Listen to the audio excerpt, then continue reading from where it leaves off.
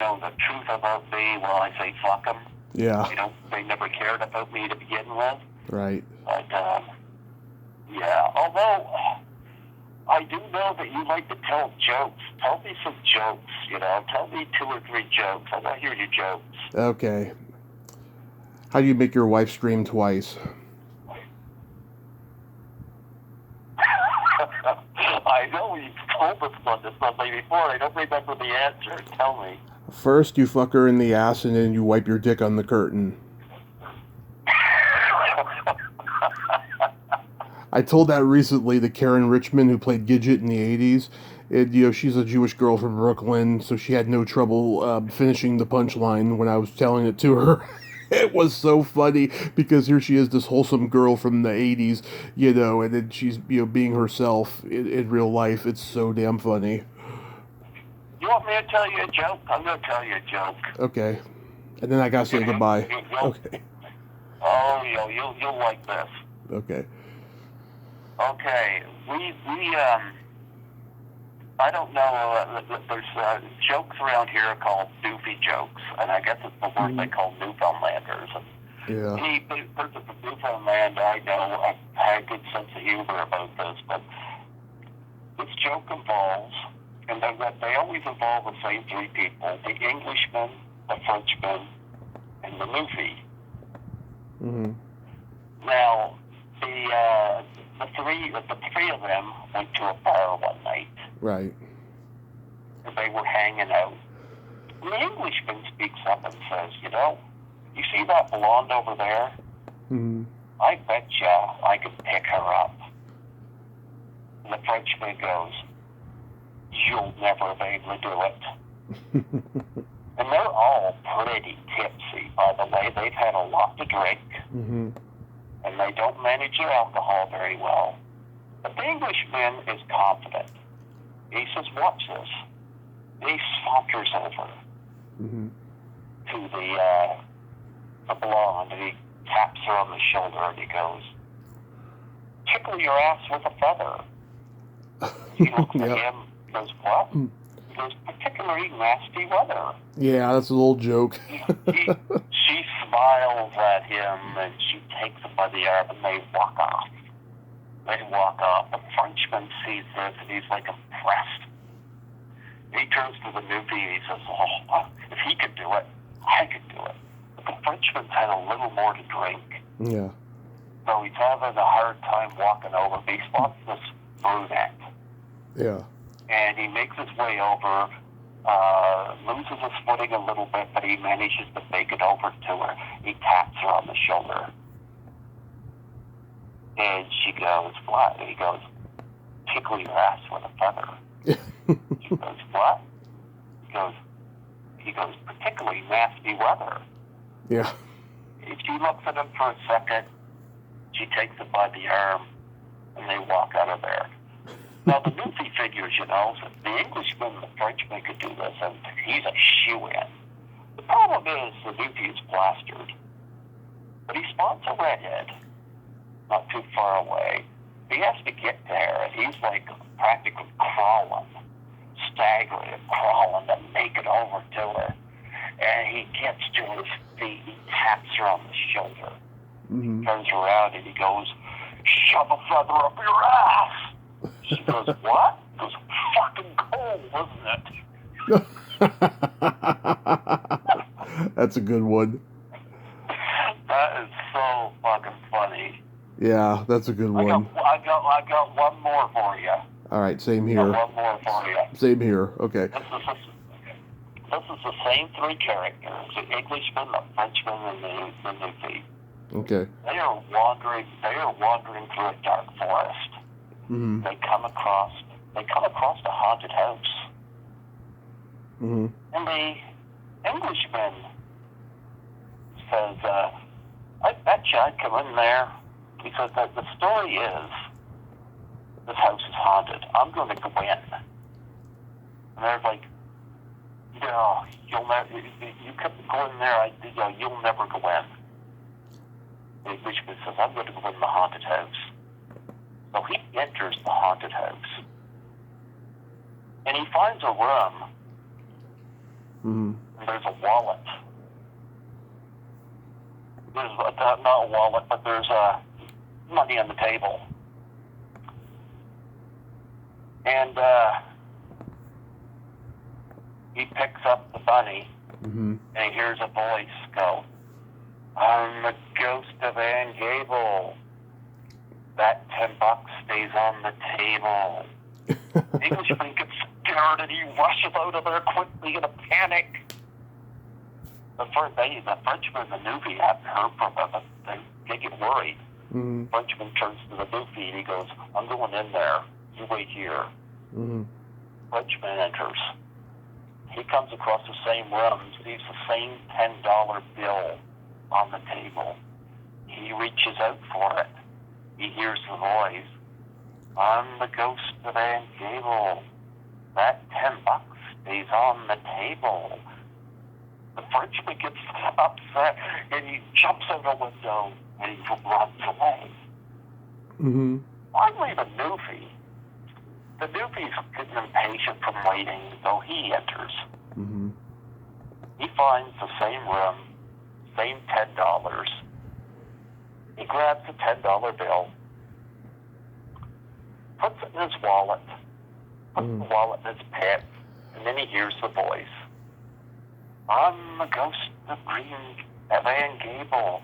That $10 stays on the table." The newbie responds, I'm the voice of Davy Crockett. That $10 stays in my pocket." Okay, my last joke. Okay. Okay. What did the blonde say after she gave a blowjob? What'd she say? "Way to go, team."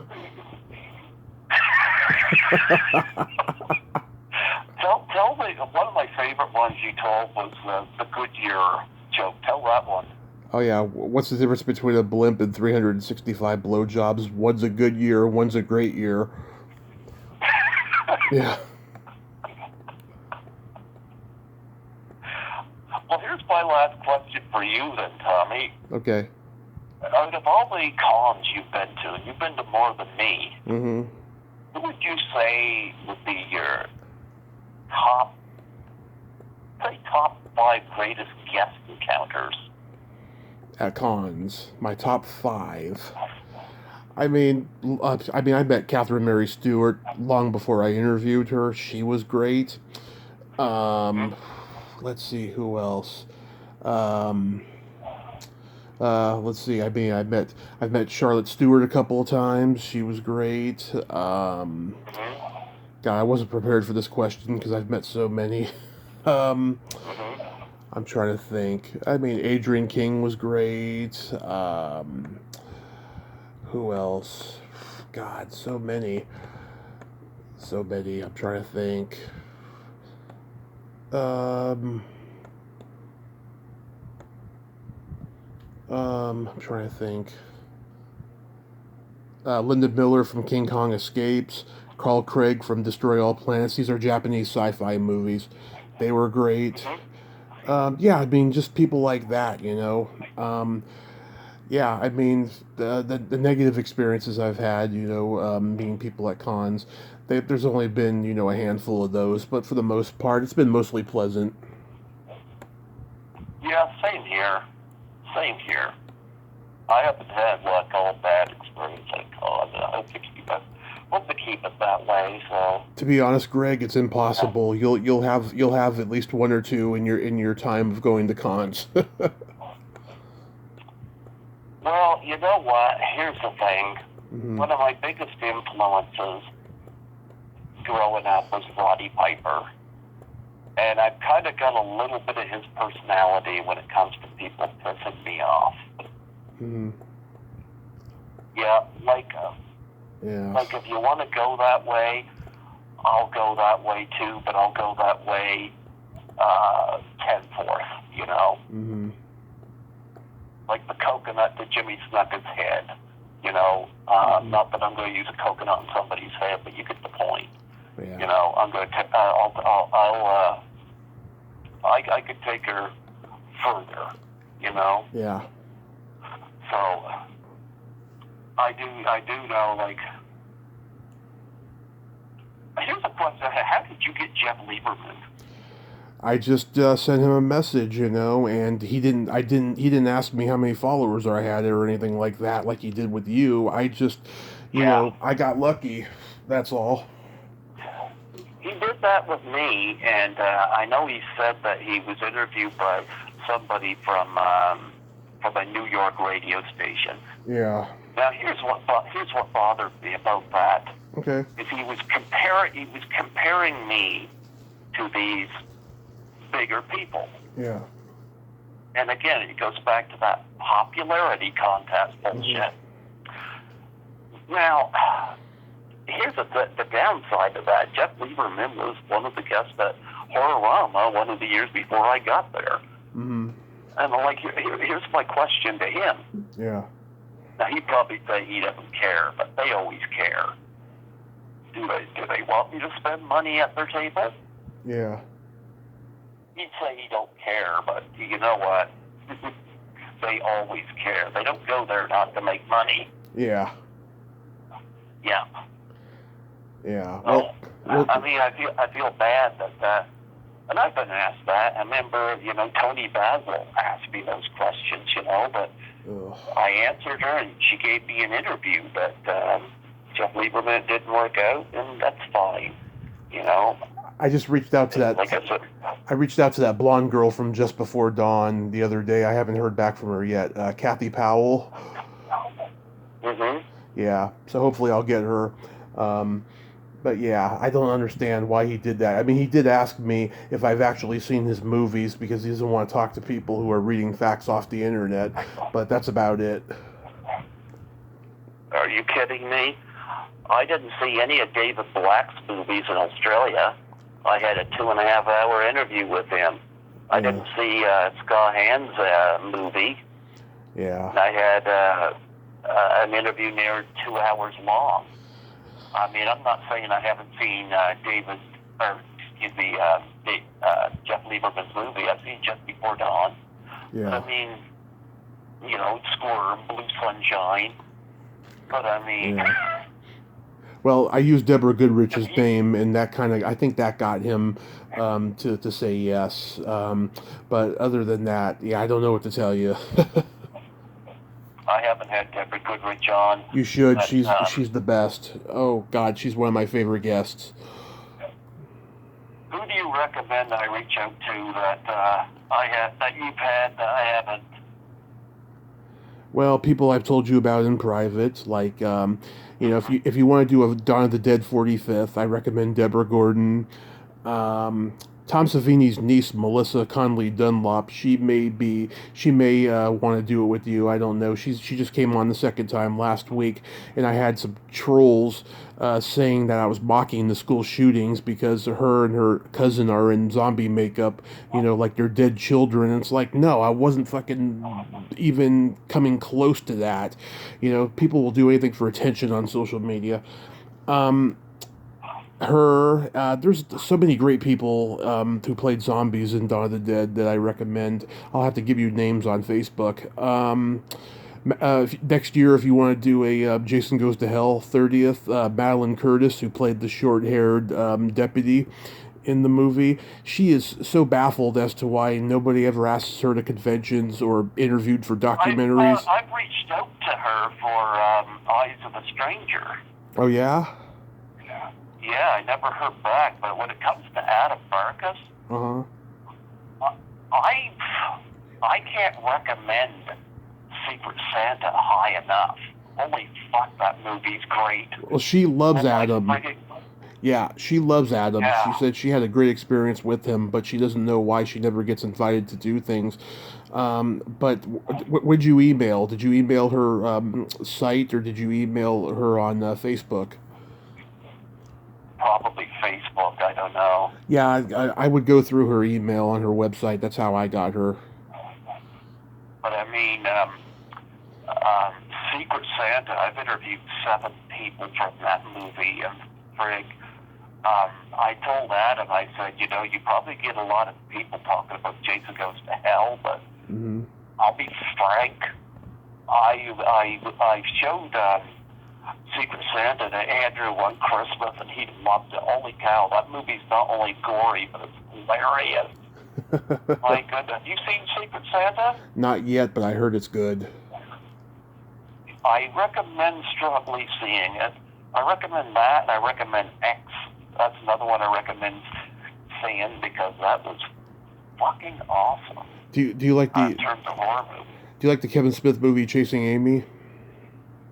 Oh yeah. Reach out to Paris Petrick. She is awesome. She was first hired by Kevin when he first started View Askew. She was his bookkeeper, secretary person, and she's the girl in the movie who like ruins the moment when Alyssa announces that she's in a relationship with a guy. Yeah, she's awesome. I can't recommend her highly enough. I told you about Linda McClure. You reached out to her. Who else? Yeah, haven't heard back from her yet, but I'm hoping to. Yeah, let me think. Let's see. Donna Schiller from Porky's. You know, she's one of the girls in the shower. She's great. She loves talking about the movie. It was one of her favorite life experiences. Okay. Let's see who else. I mean, God, there's so many. Have you? I remember I heard you say you tried to get a Saturday Night Fever guest and you couldn't do it. I definitely want to get somebody from Saturday Night Fever Okay. this year. That is one of my all-time favorite movies, and it was a major inspiration Okay. when I did my makeover and really made my self-esteem better. So Saturday Fever was a major influence on me. Talked to Bruce Ornstein. He was the guy who ends up in the hospital, the friend that ends up in the hospital. I talked to him back in February. He was great. He even directed a low-budget horror movie about 10 years ago about vampires. Yeah, Karen Lynn Gorney turned me down. Oh, really? When I reached out to her 5 years ago when the movie is celebrating its anniversary. I almost reached out to her, and I almost reached out to Donna Pascal, and I was a little bit scared about Donna Pascal because she's so iconic. She was on that show Out of This World I used to watch when I was a kid. But I went for Ornstein, and he said yes, so you probably got a shot there. Have you ever seen Island of Blood? Never answered me. Huh? Pascal's never answered me, so... Yeah, reach out to Bruce Ornstein. And, Okay. have you ever seen Island of Blood? No, I haven't. Low-budget horror movie, 1982. Steve Tash, the nerd that gets shocked at the beginning of Ghostbusters, he's in it. And this guy, Jared McVeigh, who I interviewed, he's a writer now. He's great. He plays the killer in the movie. He's got great stories about old show business. Okay. Yeah, I'm going through my channel and seeing, like there's so many great people I've talked to that you should talk to. Yeah. Okay.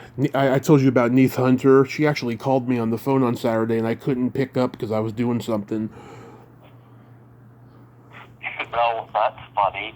I remember last year I was, when I was at my former job, I was working at, cleaning at a UPS, and my phone rang.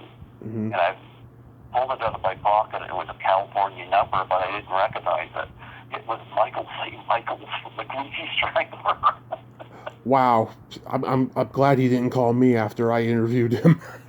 He was nuts. Oh, man. I like him, but he's nuts. I love him. He was in a James Balsamo movie that I've got my name on, and but he is also in The Witches of the Sand, directed by Tony Martin.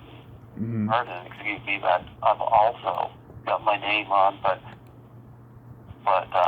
when I interviewed Michael St. Michaels, his phone rang on the Zoom interview 3 times, and I kept it in the interview because watching him respond to these people was hilarious.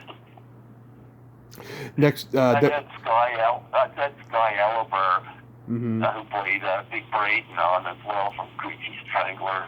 I was actually awaiting the Greasy Strangler beanie from him in the mail. Yeah. If you want to do a Trading Places 40th next year, Tracy Schaefer, who played Constance in that scene where Aykroyd's in the country club and they're singing that song, Constance will fulfill your needs. She's awesome. She's got no filter. And she's a lot of fun. Tracy Schaefer. Um, let's see, David Roya, who played the bad guy in Billy Jack. He's great.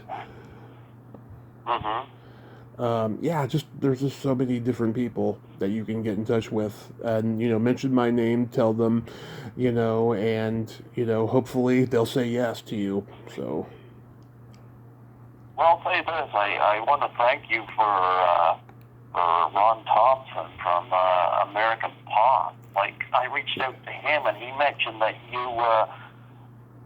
had sang my praises, and I was really kind of surprised. yeah, well, So, he had done this other Canadian guy's show, and that guy is a total idiot. I listened to him, and I was like, oh my god, I don't think Ron has much faith in Canada left.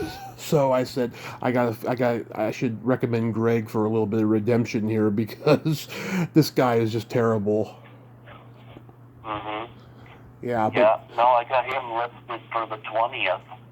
Well, the 19th his time. It'll be the 20th mine. It's going to be midnight my time. I'm looking forward to that. I'm so glad that you connected with him, and he's connected me with some people um, that I'm trying to coordinate with right now. And yeah, he's great. I enjoyed talking to him last year. Yeah, I don't have really much in terms of. I did 3 interviews there in June, and I haven't had. I got Ron Top scheduled, and David Howard Thornton, aka Art the Clown, Hmm. wants to come back on. So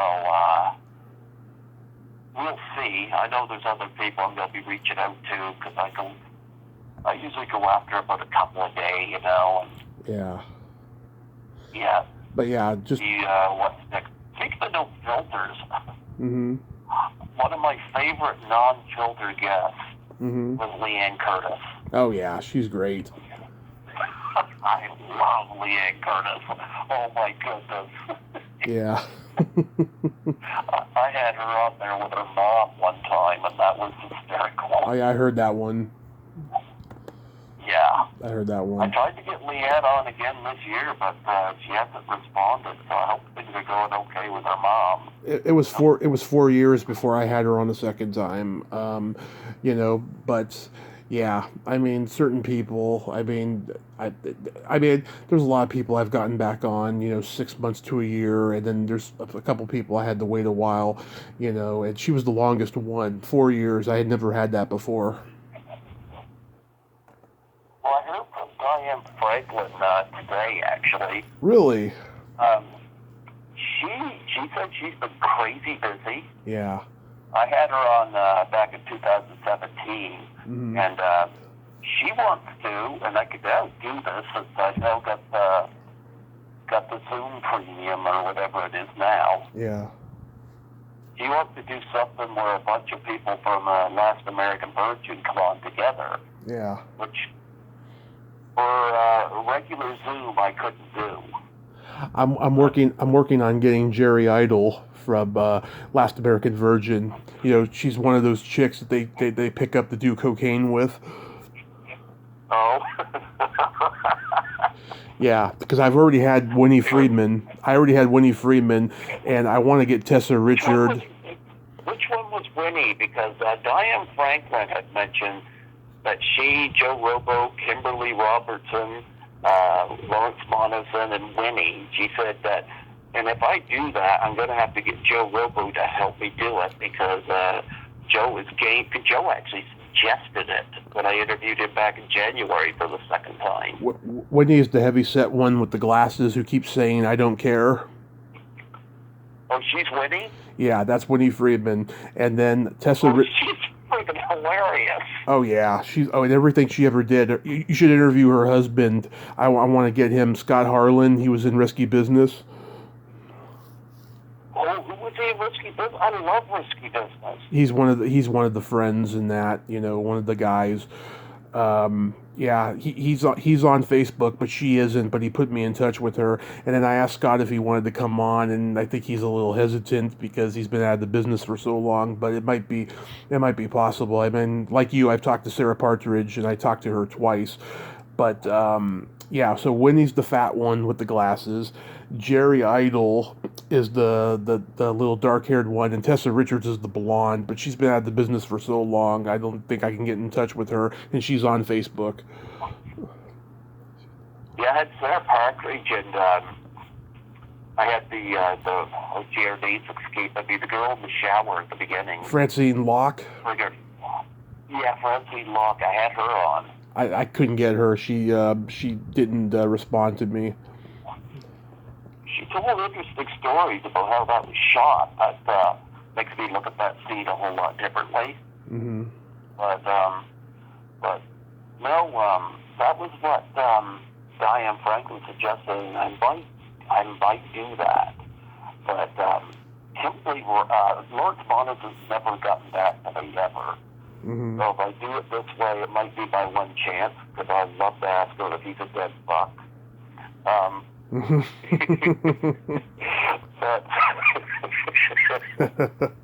look, I can't resist. Come on. Yeah. But Kimberly Robertson, I'd love to get her on. I said, holy cow, watching Last American Virgin. Kimmy's got no filter. You know, everybody looks at Diane Franklin. I get it. But when I first saw that movie, it's like, if she would take her ponytails down, let her hair down, and take the glasses off, I bet she's hot. She is. I've met her in person. She's been on here twice. I love her. Yeah, she's never responded to me, but I'd love to get her on. Yeah. You go on her page. I think the guy who moderates it will give you her email and set it all up that way. Another person you had I'd like to get is Tommy Chong. I'm really impressed you got him. Yeah, just go on that website, and fill out the entry form, and then take it from there. He's pretty good about doing interviews. Yeah. Other than that, I mean, you mentioned bucket list. I'd love to get anybody from the Trailer Park Boys, but they might be unreachable for me because. But I did get somebody from Swearing at the movie, though. I did manage that. But I love the Trailer Park Boys. By the way, Swearing at the movie was the record the most F-bombs ever in a movie. 935 F-bombs. Wow, that's more than Pulp Fiction, which was 171. More than Wolf of Wall Street, which did hold the record. The Trailer Park Boys play themselves in this movie. It's a movie about censorship. Mm-hmm. Yeah. I know that they've been here to Fredericton. I know that. Mm-hmm. So, yeah. The people from Letterkenny, I wouldn't mind, and Corner Gas. I like to try to promote a lot of the Canadian stuff. Because I'm always overwhelmed. A lot of people know Toronto. A lot of people know Vancouver. A lot of people know Montreal. Nobody knows New Brunswick. Guess who I have on tomorrow? Who you have? Andrew Hill Newman. Oh, wow, you got him. I had him on for Mannequin. Yeah, he'll be my second Mannequin guest this year. You know, he was a great guy. I was happy to talk to him. Yeah, you'll like him. Yeah, we're going to talk tomorrow at noon, and it's going to be great. Oh, yeah. Oh, you'll like him. Yeah, I had him on. He's the only Mannequin guest I've had. Yeah, I talked to Christopher Marr, who played Armand. He's a good guy. A little serious, but he's a good guy. Oh, yeah. Yeah, I remember a lot of those movies from my uncle's old video store, Video stores are no longer. It reminds me, can you make sense of this fascination people have with VHSs? Well, I have one. Yeah, like a lot of people are collecting them. I kind of get it from a collector's standpoint, but Mhm. I'm kind of like, I like my Blu-rays, you know? I like it all. I collect Blu-rays, DVDs, VHS. I love it all. I'm just a movie buff in general, so I gotta have all of that. That's another disappointment. I have a 13 fanboy. There's no Blu-ray release. Hmm. It's just a DVD, and I'm like, it's funny because some of these independent films that were being done online, Hmm. holy shit, man. Yeah, there's a movie called Holy Shit, Man. I got the Blu-ray. It looks like it was made for $5. Yeah. Hilarious as fuck. It's freaking hilarious, but Yeah. it got a Blu-ray release. So I scratch my head that 13 Fanboy didn't get a Blu-ray release. Yeah. No, Well, but well, Greg. even though Samo's movie Hit Once Blood, where Eric Roberts is watching me on a television, it got a Blu-ray release. Yeah. Well, Yeah. this is for sure the longest interview I've ever done. Once again, Greg, thank you so much. Oh, gee, we've gone. Holy shit. Yeah. An hour and 40 minutes. Yeah, I'm gonna have to split this in two, but that's okay. This is Why split it in two? Put it in all of one. Some people watch in their car. well, no, I don't have enough space capacity on my phone to upload, in one full video. I mean, I do up to a point, but Oh, okay, I get it. so it'll be all good. But again, thank you so much for finally doing this. It was a lot of fun, and I'll tell you my Aaron Noble story later. Erin's an angel, but she's hard to get for an interview. Yeah. And, I'm not going to get into why. I know. Yeah. I'll tell you. It broke my heart, by the way. But it was. She's a doll. Yeah. But I'll tell you that story later. But anyways, have a great morning over there. Beware. I am going to tell you this. Beware, because I wouldn't be one bit surprised if the 13 fanboy people come after you too. Oh, gee, Greg talked about this, blah, blah, blah. But it's up to you what you want to do with it.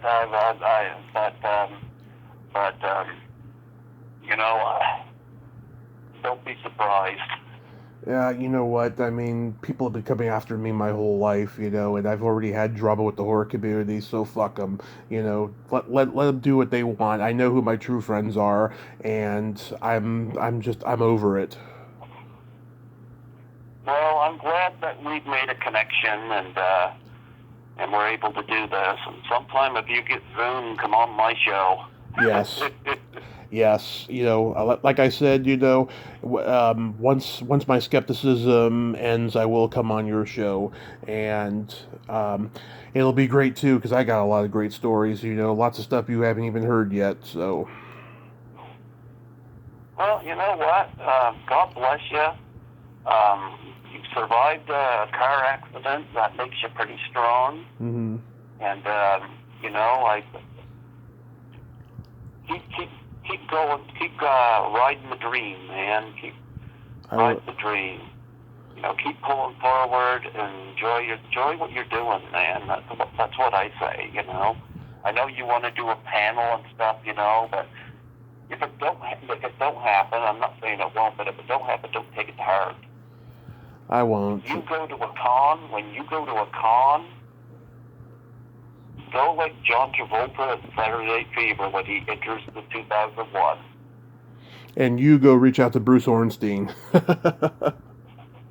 I'll reach out to Bruce Ornstein, absolutely, But remember, you're part of that community, and you're just as important. And walk in there like you own the joint. Thanks so much, What Greg. I say. You have a great night, and be safe. Absolutely. I look forward to hearing this upload. Yeah, you'll be tired by the time we finish. Well, we're approaching 4 o'clock in the morning here. All right. Bye, Greg. All right, you take care. God bless, man. Take care. God bless. Bye-bye. Yeah. Bye-bye. Well, there you have it. Greg Gilbert. Ain't he a cool dude? Yeah, I'm so glad that we finally made a connection and we're just letting bygones be bygones. You got to hear the good, the bad, and the ugly in this interview about the stuff that we've encountered in the horror business and all that shit. But, you know, it's the life of a podcaster, you know, just be careful who you trust, you know, be careful, you know, who you choose to reach out to, who you give a platform to, because it's not as easy as it looks. It's hard to be a podcaster. Well, but until next time, this is Tommy Throwback Kovac saying there's no shame in living in the past, because the present sucks. Later, dudes.